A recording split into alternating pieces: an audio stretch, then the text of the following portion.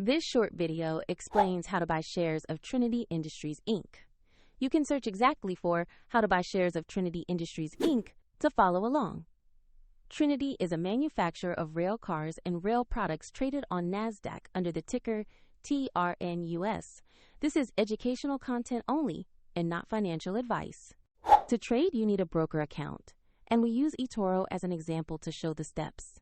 After registering, you will need to verify your account with an identity document and then add funds before you can place a buy order.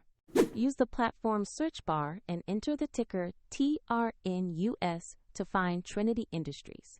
Make sure you select the listing that matches TRNUS on NASDAQ to locate the correct stock. On the stock page, you will see basic company information and a price chart that tracks the market.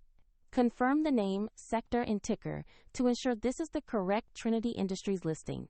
To invest, click Invest or Buy, then choose the amount you want to allocate and review the order details carefully before confirming.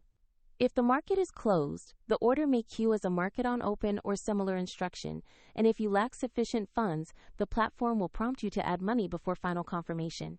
Once executed, your position will appear in your portfolio, and you can monitor it there. For the example link to eToro, see the description below.